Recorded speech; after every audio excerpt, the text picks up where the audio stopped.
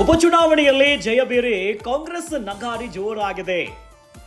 ಫಲಿತಾಂಶದ ಬಳಿಕ ಡಿಕೆಶಿ ದೆಹಲಿ ದಂಡಯಾತ್ರೆಯನ್ನ ಕೈಗೊಳ್ಳುತ್ತಾರೆ. ಡಿಕೆಶಿ ದೆಹಲಿ ವಿಸಿಟ್ ಸಿಎಂ ಸಿದ್ದರಾಮಯ್ಯನವರಿಗೆ ಈಗ ದಿಗಿಲಾಗಿದೆ. ಸಿದ್ದರಾಮಯ್ಯ ಆಪ್ತರಿಗೆ ಕೆಡ್ಡವನ್ನ ತೋಡಿದ್ರ ಡಿಸಿಎಂ ಡಿಕೆಶಿ ಅನ್ನುವಂತಹ ಪ್ರಶ್ನೆ.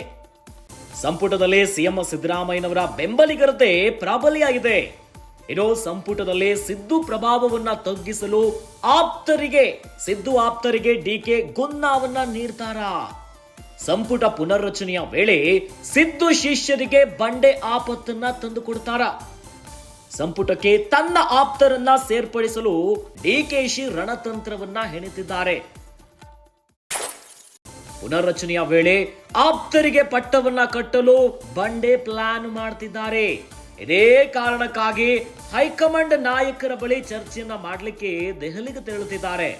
ಇನ್ನು ದೆಹಲಿ ಭೇಟಿಯ ವೇಳೆ ಚರ್ಚೆಯನ್ನ ನಡೆಸಲಿದ್ದಾರೆ ಡಿಕೆ ಶಿವಕುಮಾರ್ ಅವರು. ಇನ್ನು ಡಿಕೆಶಿ ಅಂದುಕೊಂಡಂತೆ ಆದ್ರೆ ಸಿದ್ದು ಆಪ್ತರ ಸ್ಥಾನಕ್ಕೆ ಕುತ್ತು ಎದುರಾಗುತ್ತೆ. ಕೆಲವು ಸಚಿವರ ಪಟ್ಟಿಯನ್ನು ತಯಾರಿಸಿಕೊಂಡಿದ್ದಾರೆ ಡಿಸಿಎಂ ಡಿಕೆ ಶಿವಕುಮಾರ್. ಈ ಮಂತ್ರಿಗಳ ಟ್ರ್ಯಾಕ್ ರೆಕಾರ್ಡ್ ಅನ್ನ ಹೈಕಮಾಂಡ್ಗೆ ಸಲ್ಲಿಕೆಯನ್ನ ಮಾಡ್ತಾರೆ. ರಾಜ್ಯದ 3 ಕ್ಷೇತ್ರಗಳನ್ನ ಗೆದ್ದಿರೋ ಉತ್ಸಾಹದಲ್ಲಿರುವಂತಹ ಕಾಂಗ್ರೆಸ್ನಲ್ಲಿ ಸಣ್ಣದಾಗಿ ಬೆಂಕಿಯೆಂದು ಹೊಗೆಯಾಡಲು ಶುರು ಮಾಡಿಕೊಂಡಿದೆ. ಡಿಕೆಶಿ ದೆಹಲಿ ಭೇಟಿಯೇ ಇದಕ್ಕೆ ಮುನ್ನಡಿಯನ್ನ ಬರಿತಾ ಇದೆ ನೋಡಿ. ಉಪಚುನಾವಣೆಯಲ್ಲಿ ಕಾಂಗ್ರೆಸ್ ಭರ್ಜರಿಯಾಗಿ ಗೆದ್ದು ಬೀಗಿದೆ. ಫಲಿತಾಂಶದ ಬಳಿಕ ಡಿಕೆಶಿ ದೆಹಲಿಯ ದಂಡಯಾತ್ರೆಯನ್ನ ಶುರು ಮಾಡಿಕೊಂಡಿದ್ದಾರೆ.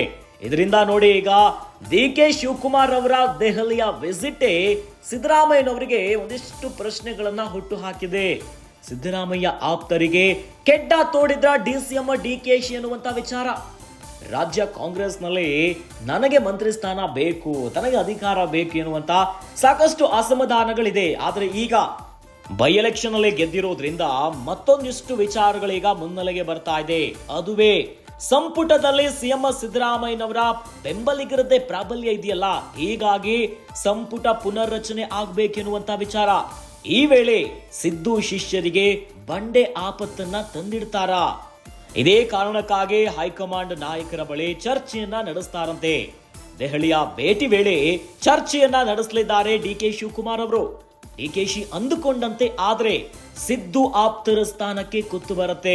ಇನ್ನು ಕೆಲವು ಸಚಿವರ ಪಟ್ಟಿಯನ್ನು ಕೂಡ ತಯಾರು ಮಾಡ್ಕೊಂಡಿದ್ದಾರಂತೆ. ಈ ಮಂತ್ರಿಗಳ ಟ್ರ್ಯಾಕ್ ರೆಕಾರ್ಡ್ ಅನ್ನ ಹೈಕಮಾಂಡ್ಗೆ ಸಲ್ಲಿಕೆ ಮಾಡ್ತಾರೆ.